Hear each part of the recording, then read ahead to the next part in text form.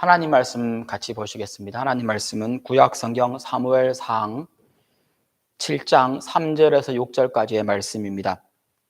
앞에 개역개정 성경 함께 한 목소리로 3절에서 6절까지의 말씀 같이 읽겠습니다.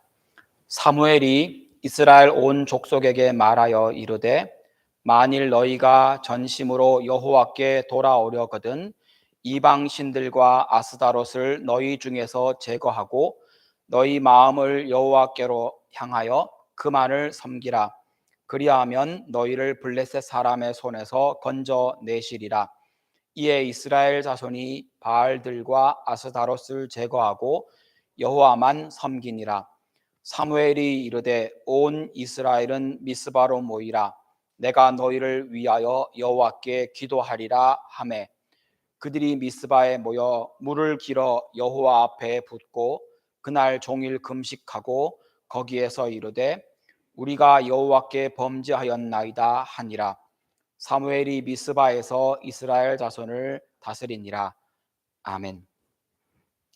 우리가 잘 아는 사사 삼손 때부터 이미 이스라엘은 블레셋 사람들의 압제를 받고 있었습니다. 삼손이 나귀 턱뼈로 사람을 얼마를 죽이고 성문을 무너뜨리고 마지막 죽을 때 어디서 죽었다. 그 배경이 모두 블레셋입니다. 그때부터 벌써 블레셋은 이스라엘 백성을 괴롭히고 있었습니다. 그 뒤에 이스라엘은 이루 말할 수 없는 악행을 하나님 앞에 저질렀고 아마 오늘 사무엘상 우리가 읽은 본문 앞부분에 사무엘서에 들어와서도 말할 수 없는 제사장부터 어른부터 아이까지 이방 신을 섬기고 우상을 섬길 뿐 아니라 하나님도 같이 섬겼던 악의 시대를 지나고 있었습니다. 그러다가 홈리와 비느하스라고 하는 아마 대략 나이가 40, 50대쯤 되지 않았을까 싶습니다. 근데 그 홈리와 비느하스가 그들 손으로 법궤를 들고 전쟁터에 나갔다가 물론 하나님께 묻지도 않습니다. 법궤를 들고 나가면 이길 것이다 라고 하는 자기들의 신념으로 법궤를 들고 나갔다가 그 법궤를 빼앗깁니다. 그 소식을 들은 아버지 엘리 대제사장이 목이 부러져 죽습니다. 대제사장이 죽고 제사장들이 죽고 혹은 법궤를 블레셋에 빼앗겨 버린 이 상태, 우리가 읽은 본문 앞부분에 7장 2절 앞부분에 보면 이렇게 말합니다. 법궤가 기럇 여아림에 머문 지 20년. 법궤를 빼앗기고도 그것을 제자리로 돌려놓지 못할 만큼 그들의 영적인 상태는, 그들의 하나님을 향한 열심은 턱없이 부족했던 겁니다. 이스라엘에는 성막은 있는데 그 안에 꼭 있어야 할 법궤가 없기 때문에 성막에서 봉사하는 것도 중지되었을 것이고 1년에 적어도 큰 절기 3번마다 한 번씩 모여야 하는 대절기 때마다 사람들은 모이지 않았을 겁니다. 그러면 모이지 않으니까 그때마다 해야 했던 성경을 읽고 제사장들이 가르치고 레위인들이 가르쳐야 했던 성경도 그들은 20년 동안 못 들었다는 이야기입니다. 이렇게 20년이 지나가는 동안 그들은 자기들이 뭔가 잘못되었다라는 것을 느낄 수는 있었지만 문제는 돌아갈 방법을 몰랐던 겁니다. 그들에게는 리더도 없고 힘도 없고 실력도 없고 심지어 신앙도 없었습니다. 하나님은 오래전부터 이스라엘 백성을 위해서 한 사람을 준비하고 계셨습니다.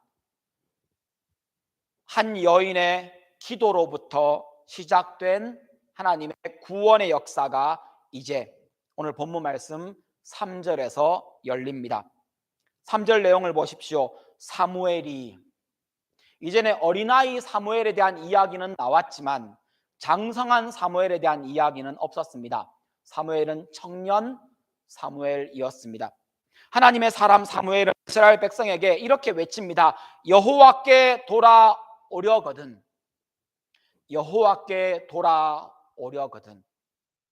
20년 동안 법궤 없이 제대로 된 제사도 못 지내고 제대로 된 절기도 못 지내고 제대로 된 성경 말씀도 못 듣던 그들이 20년쯤 지나면서야 사모하는 마음이 생겼다라고 사무엘서는 기록합니다.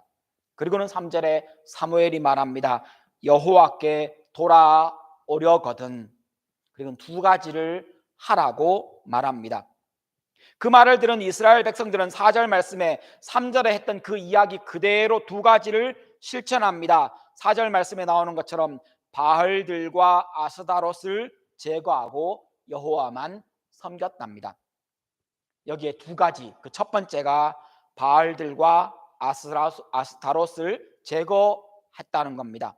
3절에 똑같은 문구에서 이방신들이라고 표현했던 말이 4절에는 바알들이라고 표현합니다. 이방신 바알, 사실은 이 바알이라는 신이 남자신의 대표입니다. 그 당시에 가나안 땅에 있던 여러 신이 있었지만 그 중에 최고의 신은 바알이었습니다. 거기다가 이 바알이라는 말의 이름이 주인이라는 뜻입니다. 주인. 그래서 이방신들이라는 말을 바알들이라는 말로 동일하게 사용하고 있습니다.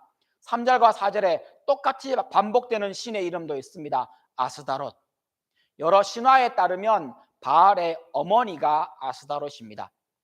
그런데 이 아스타롯은 모든 여신들, 여러분 들어서 익숙한 아세라, 바알과 아세라라고 말하는 그 아세라도 이 바알의 부인이면서 여신이었습니다.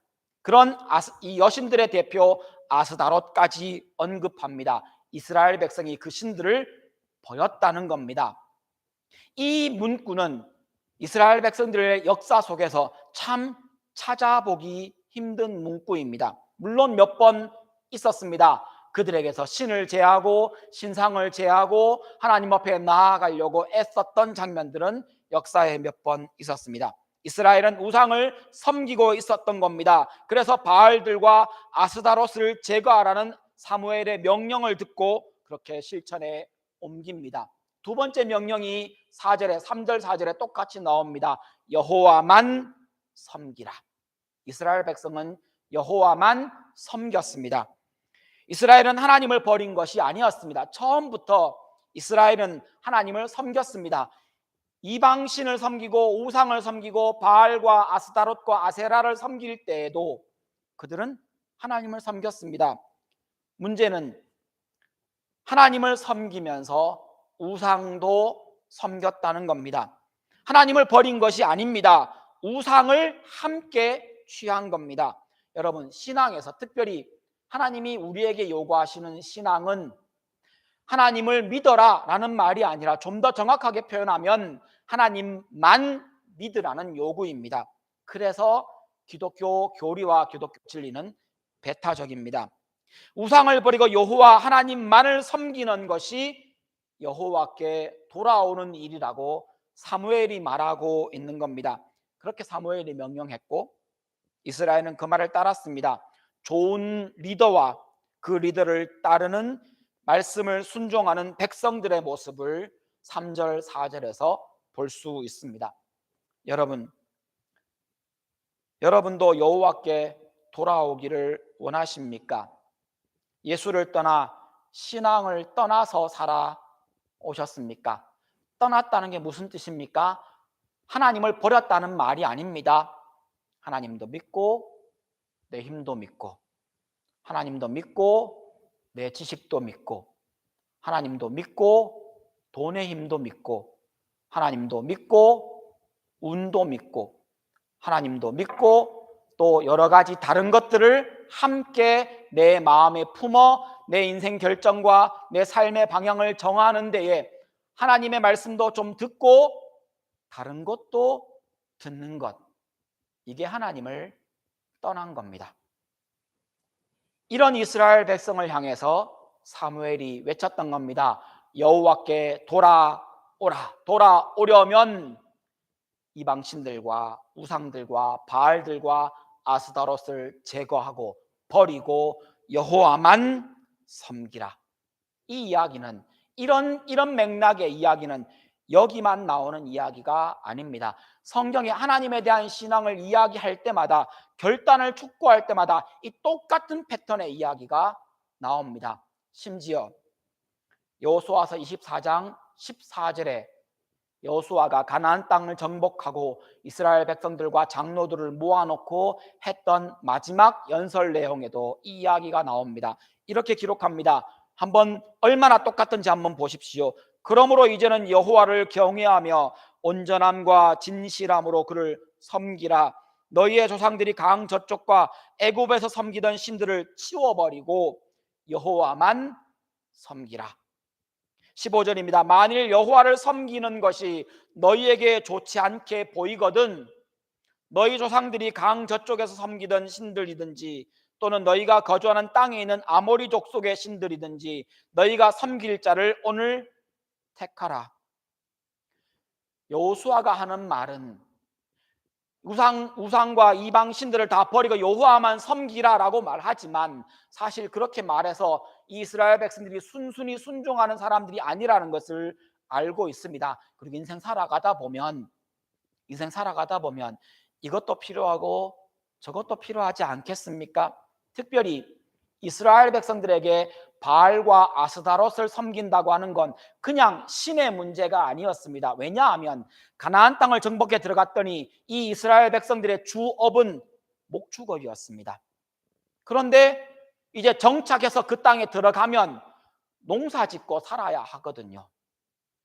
이제 유목민처럼 돌아다니는 것이 아니라 땅에 정착한다는 것은 목축업도 가능하지만 밀을 추수하며 곡식을 거둬야 하는데 농사를 평생 지어본 적도 없고 농사에 대한 기술을 전수받은 적도 없는 그들에게는 그 땅에서 이미 농사 짓고 있는 그들의 높은 기술력이 필요했던 겁니다. 그래서 가나안 땅 사람들에게 물을 수 있지 않습니까? 그게 무슨 문제이겠습니까? 가나안 땅 사람들에게 묻습니다. 농사 어떻게 짓습니까? 씨 언제 뿌립니까? 언제 추수합니까? 이럴 때는 어떻게 하면 됩니까? 라고 넌저시 물어보면 그들의 대답이 그랬던 겁니다. 네, 우리 신 바알에게 기도하고 씨를 뿌립니다. 우리 신 바알에게 이렇게 제사 지내면 비를 내려줍니다. 그들의 방법이었습니다.